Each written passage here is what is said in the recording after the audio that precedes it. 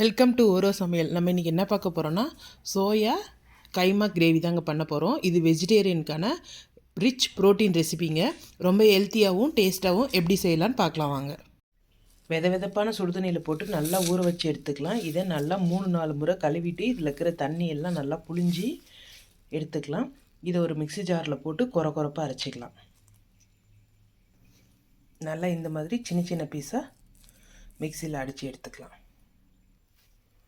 எல்லா சோயாபீன்ஸும் இந்த மாதிரி பொடியாக மிக்சியில் ஒரு சுற்றி எடுத்துருக்குறேன்.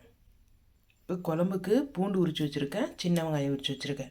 சின்ன வெங்காயம் சேர்த்தா குழம்பு ரொம்ப டேஸ்ட்டாக இருக்குன்றதுனால எண்ணெயில் ஒரு கடுப்பு சின்ன வெங்காயம், 3-4 பல் பூண்டு, ஒரு 5-6 முந்திரி பருப்பு சேர்த்து வதக்கிக்கலாம். 2 தக்காளியை கட் பண்ணி சேர்த்து நல்லா வதக்கிக்கலாம். தக்காளி வதங்கும் போதே கொஞ்சம் கருவேப்பிலையும் சேர்த்து வதக்கிக்கலாம். ஏன்னா கருவேப்பிலை எல்லாருமே குழம்புலேருந்து எடுத்து கீழே போட்டுடுறாங்க. இப்படி மசாலாவில் அரைக்கும் போது விட்டமின்ஸ் மினரல்ஸ் எல்லாம் கரெக்டாக கிடைக்கும். அதனால்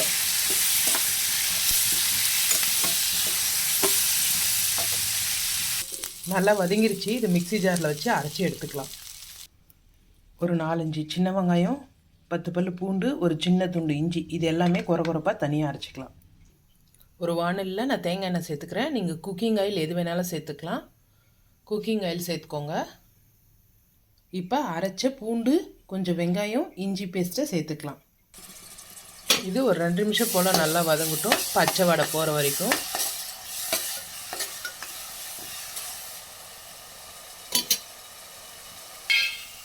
இதில் 5 பச்சை மிளகாய் சேர்த்துக்கிறேன். இது முழுசாக தான் சேர்த்துக்கிறேன், அந்த ஃப்ளேவருக்காக. ரொம்ப காரம், இந்த மிளகாவும் ரொம்ப காரம் இருக்காது, வெந்தாலும் மைல்டான காரம் தான் இருக்கும். இப்போ வதக்கி வச்ச வெங்காயம் தக்காளி பேஸ்ட்டில் குழம்பு மிளகாத்தூள் உங்கள் காரத்துக்கு ஏற்ற மாதிரி சேர்த்துக்கோங்க. நான் இதுலேயே தனியா பவுட்ரு மசாலாலாம் இருக்கிறதுனால இது மட்டும் சேர்த்துக்கிறேன். நீங்கள் வெறும் மிளகாத்தூள் சேர்த்திங்கன்னா கொஞ்சம் தனியாக பவுட்ரு சேர்க்க வேண்டியது இருக்கும். இது கரம் மசாலா. நான் பட்டை கிராம்பு எதுவும் சேர்க்கல, கரம் மசாலாவே ஒரு சின்ன ஸ்பூனில் சேர்த்துக்கிறேன். இப்போ இது எல்லாமே ஒரு நைஸ் பேஸ்ட்டாக அரைச்சிக்கலாம். இஞ்சி பூண்டு எல்லாம் வதங்கினோடனே நம்ம அரைச்சி வச்ச சோயாக்களை சேர்த்துக்கலாம்.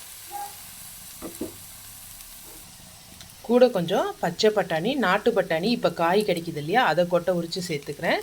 நீங்கள் பச்சை பட்டாணி காய் கிடைக்கலன்னா காய்ஞ்ச கொட்டையை வேக வச்சு சேர்த்துக்கோங்க. ஏன்னா நம்ம இது குக்கரில் எதுவும் சேர்க்க போகிறதில்ல, அதனால். 1/4 டீஸ்பூன் போல் மஞ்சத்தூள், கொஞ்சமாக கல் உப்பு சேர்த்துட்டு நல்லா கலரி விட்டுக்கலாம்.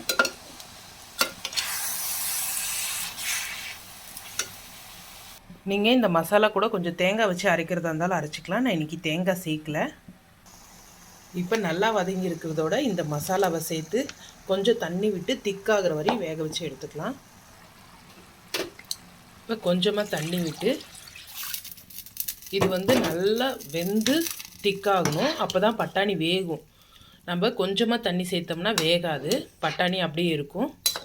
நீங்கள் வேக வச்ச பட்டாணி போடும்போது கொஞ்சமாக தண்ணி சேர்த்துக்கலாம். நான் வேகாத காய் பட்டாணி சேர்க்கறதுனால தண்ணி கொஞ்சம் அதிகமாக சேர்த்துருக்குறேன்.